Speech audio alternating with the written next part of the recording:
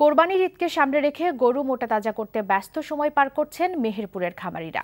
কৃত্রিম উপায়ে ওষুধ ব্যবহারের ঝুঁকি থাকায় সম্পূর্ণ প্রাকৃতিক খাবার ব্যবহার করে গরু মোটা তাজা করছেন বলে জানান তারা। তবে ভারত থেকে গরু আমদানির আশঙ্কায় চিন্তিত খামারিরা। আশুগঞ্জেও কোরবানিকে সামনে রেখে প্রাকৃতিক উপায়ে গরু ও মহিষ পালন করছেন খামারিরা। মেহেরপুর থেকে রেজানুল বাশার তাপস ও আশুগঞ্জের মোহাম্মদ আখতারুজ্জামানের পাঠানো তথ্য ছবি নিয়ে ডেস্ক রিপোর্ট। কদিন পরেই কোরবানির ঈদ, তাই গরুকে পর্যাপ্ত খাবার দেয়া ও পরিচর্যায় ব্যস্ত সময় পার করছেন মেহেরপুরের গরু খামারিরা। এবারের কোরবানির ঈদের জন্য জেলার ৩৮৬টি বাণিজ্যিক খামার সহ কয়েকশো পারিবারিক খামারে পালন করা হচ্ছে ৩১,০০০-এরও বেশি গরু। বছর জুড়ে দেশি গরুর দাম বেশি থাকায় ঈদেও দাম বেশি পাওয়ার আশা করছেন খামারিরা। তারা বলছেন, গরু মোটাতাজা করতে মানব স্বাস্থ্যের জন্য ক্ষতিকর কোনো ওষুধ নয়, বরং গরুকে প্রাকৃতিক খাবার ঘাস, খৈল, গমের ভুসি, ছোলা এসব খাওয়ানো হচ্ছে। এই খাবারের ভিতরে কোনো হাইব্রিড জাতীয় খাবার নাই, এটা সম্পূর্ণ আমাদের দেশীয় ঘাসের তৈরি এবং বিশালির তৈরি, সেই সমস্ত খাবার খেয়ে এই গরুগুলো মোটাতাজা হয়েছে।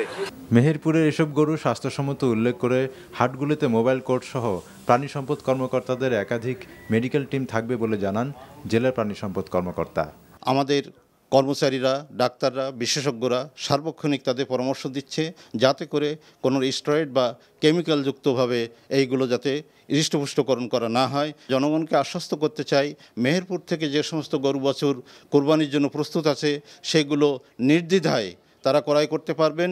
অন্যদিকে ঈদকে সামনে রেখে আশুগঞ্জে প্রায় ২৫০০ মৌসুমি ব্যবসায়ী খামারি প্রাকৃতিক উপায়ে পশু লালন পালনে ব্যস্ত সময় পার করছেন।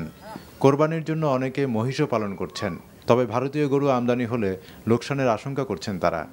আমাদের এখানে যে গরু মহিষ আছে প্রচুর পরিমাণে আমাদের দেশের মধ্যে আছে। এই গরু মহিষ সরকার বাইরে থেকে যদি আমদানি করে তাই আমরা ক্ষতিগ্রস্ত। ধানের কুড়া আর ওই যে গমের ভুসি এগুলো খাওয়াইতেছে আর যাও খাওয়াইতেছে, এই আর কিছু না। আইন আছে পশু খাদ্য আইন ২০১০ এর ১৪ ধারায় কিন্তু এই ব্যাপারে শাস্তিযোগ্য অপরাধ হিসেবে এই ব্যাপারটা আইনে বলা আছে। যার জন্য এই বিষয়টা জনগণকে জানানোর জন্য আমরা আমাদের দপ্তরের তরফ থেকে ব্যাপক প্রচারণার ব্যবস্থা করেছি। ক্ষতিকর ওষুধ ব্যবহার করে মোটাতাজা করা গরু নয়, বরং প্রাকৃতিক উপায়ে লালন পালন করা গরু ও অন্য পশু খামারিরা হাটে নিয়ে আসবেন, এমনটাই আশা ক্রেতাদের। আহমেদ শরীফ, NTV নিউজ ডেস্ক।